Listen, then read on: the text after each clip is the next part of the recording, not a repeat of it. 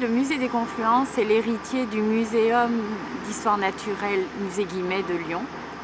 Et à ce titre, en fait, il a hérité de collections qui ont été constituées durant 5 siècles.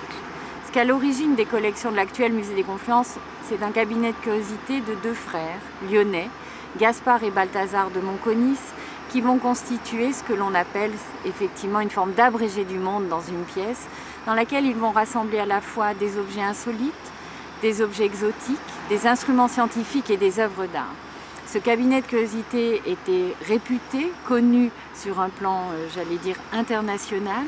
Et à la mort des 2 frères, il va être racheté par un Vénitien, médecin à l'Hôtel-Dieu de Lyon, Jean-Jérôme Pestalozzi.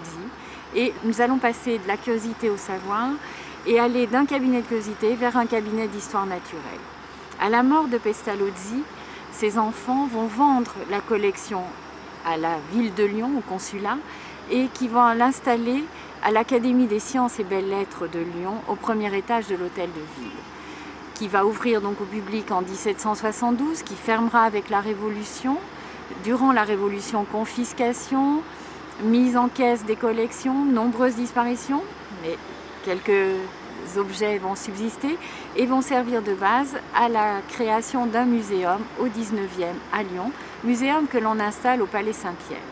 Le 19e, c'est l'époque des sociétés savantes, des expéditions scientifiques, de liens très étroits développés par les directeurs du muséum avec l'université, mais aussi à Lyon de collectionneurs fort généreux. Ce qui va permettre à ce musée, à ce muséum, de voir un accroissement sans précédent de ses collections, ce qui va engendrer un peu un musée à l'étroit dans ses murs qu'il partage avec le musée des Beaux-Arts. Et parallèlement à cette aventure du muséum, à Lyon, on voit créer un musée, un exemple rare d'un musée qui est financé, pensé, conçu par un privé, Émile Guimet, le fils de l'industriel Jean-Baptiste Guimet, qui invente le bleu chimique outre-mer. Ce bâtiment, il le fait construire sur les plans d'un architecte lyonnais, Jules Chatron, boulevard des Belges. Le bâtiment ouvre au public en 1879. Il s'agit d'un musée des religions, un musée de la pensée humaine, comme disait Émile Guimet.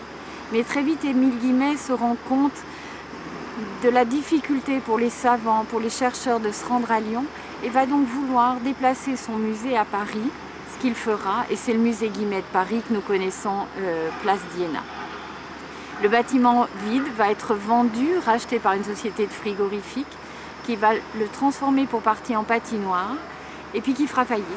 Et là, la ville de Lyon va racheter ce bâtiment.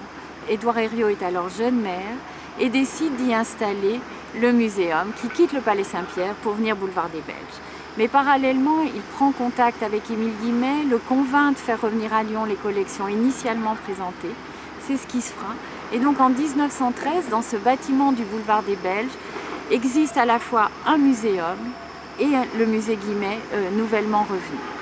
Et puis une 3e racine va arriver, puisqu'en 1927, Édouard Herriot décide de créer une 3e institution dans ce bâtiment, un musée colonial, et là c'est le témoin de l'engouement d'une époque. Le musée colonial va rester ouvert au public jusqu'en 1968. À sa fermeture, les collections vont rejoindre les inventaires de ce qui est aujourd'hui Confluence. Et enfin, la 4e racine ou 4e affluent de ce qu'est aujourd'hui Confluence, c'est l'œuvre de propagation de la foi. À Lyon, Pauline Jaricot crée l'œuvre de propagation de la foi qui permet de rassembler des fonds pour envoyer des missionnaires évangéliser tous les continents.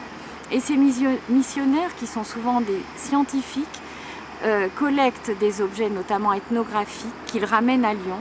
Et ces objets ont été déposés au musée des Confluences. Dans les années 1970, c'est la 4e racine.